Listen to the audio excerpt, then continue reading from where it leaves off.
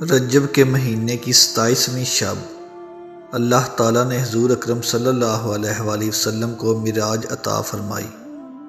اہل ایمان کو چاہیے کہ بالخصوص یہ متبرک شب عبادت الہی، ذکر و تسبیح، نوافل اور دعاؤں میں گزاریں۔ کثرت سے حضور اکرم صلی اللہ علیہ وآلہ وسلم کی خدمت میں درود و سلام کا نذرانہ پیش کریں۔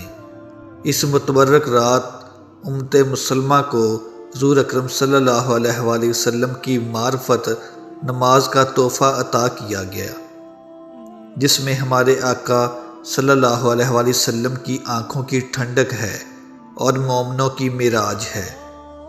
لہٰذا تمام مسلمان مرد و خواتین کی ذمہ داری ہے کہ نماز پنجگانہ پابندی سے ادا کریں۔ اس رات کے ایک ایک لمحہ کو غنیمت جانیں، بطور خاص صلاۃ و تسبیح اور دیگر نوافل کا اہتمام کریں، قرآن کریم کی تلاوت کریں اور کثرت سے درود شریف پڑھیں۔ اگر فوت شدہ نمازیں ذمہ میں باقی ہوں تو انہیں ترتیب وار ادا کر لیں اور توبہ و استغفار کریں۔ اپنے مرحومین کے لیے صالح ثواب کریں۔ زیارت قبور تو متعلقاً سنت ہے، تاہم اس موقع پر زیارت قبور صالحین سے ثابت ہے۔ شب معراج کی عبادت اور 27ویں تاریخ کے روزہ کی فضیلت۔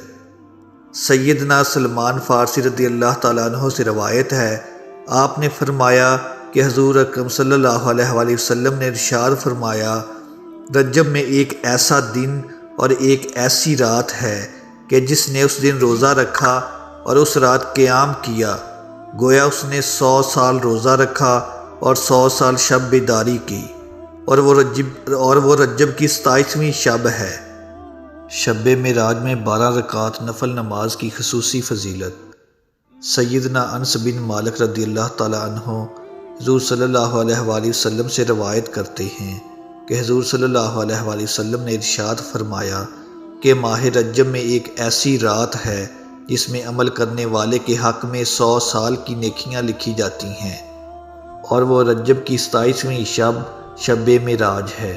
تو جو شخص اس رات 12 رکعت پڑھتا ہے، اس طرح کہ ہر رکعت میں سورہ فاتحہ اور قرآن کریم کی کسی سورت کی تلاوت کرے، ہر 2 رکعت کے بعد قعدہ کرے، اخیر میں سلام پھیرے، پھر نماز سے فارغ ہونے کے بعد 100 مرتبہ سبحان اللہ والحمد للہ ولا الہ الا اللہ واللہ اکبر، 100 مرتبہ استغفار، 100 مرتبہ حضور نبی اکرم صلی اللہ علیہ وآلہ وسلم پر درود شریف بھیجے، اور اپنے حق میں دنیا اور آخرت کی بھلائی سے متعلق جو چاہے دعا کرے اور صبح روزہ رکھے، تو یقیناً اللہ تعالیٰ اس کی تمام دعائیں قبول فرمائے گا۔